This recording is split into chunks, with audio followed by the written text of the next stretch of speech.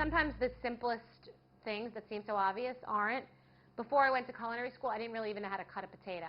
Here's how to cut a uniform potato. Cut off the ends and the sides. You can cut all 4 off, but I like a little bit of the skin. And now you just go straight down. And now you can stack them. And be careful your knife doesn't slip, because potatoes slip around, they're starchy, so get a good grip. Do your bear claw grip. I mean, they look like French fries. You eat with your eyes, so it's good to make something look appetizing. And if you want to make hash browns, then just cut one more time for the small squares. Now that you've cut these perfect French fries, take your other pieces and you decide. You don't have to use them. I don't waste anything, so I'm going to cut them individually. Those you could use and put aside for hash browns or something different.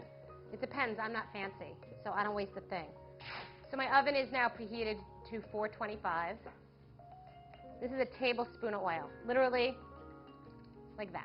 That was maybe a tablespoon and a half. It has to be coated.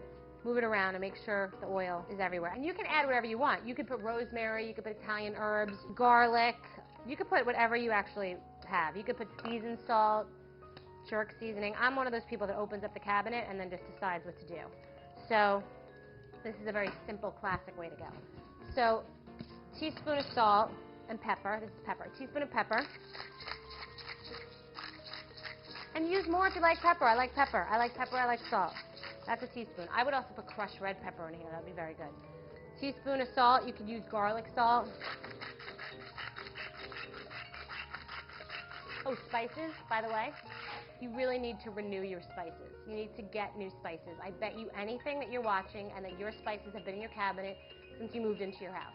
Because everybody has that great spice rack that is now graying, and the spices smell sort of like nothing, and you use them and you think you're doing something, and they are not vibrant. They're already dried spices, so you're already behind the 8 ball, because fresh herbs is the way to go. So they say 6 months to a year, which is a great reason to buy the smallest one, smallest container, and I would say maybe 2 years, because everybody's not a gourmet chef, and I have some in my cabinet for 2 years, smell them, but it's very liberating to just throw them all away and then just buy the ones you need as you go. So here's paprika. Paprika is just a nice little zippy little spice, and it gives good color, and I'm going to do a half a teaspoon of paprika. As I'm looking at this, chili powder would be great too. You get ideas. You have to start thinking. Don't do what I did. You could make this with sweet potatoes, and you could do cinnamon, and you could do some brown sugar, and you could do salt and oil, and that would be really great. Like brown sugar and cinnamon would be excellent. Okay, so this is all mixed. All right, put these guys down. The recipe calls for 4 potatoes because it's just about what works nicely on a sheet pan. You don't want them on top of each other because they will steam each other and not get crispy. And you got to kind of babysit them. Once they start cooking, they'll get smaller, and then you can move them around as you go. All right, I'm putting my guilt-free French fries, or I think I'm going to call these faux fries. I'm putting my faux fries in the oven. 425. Bake those for 35 to 45 minutes. Again, turn them halfway through, play around with them, move them around, and we'll see. We'll see if it takes 35 to 45. Know your oven.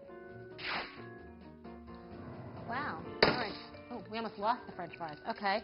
So, McDonald's, here we come.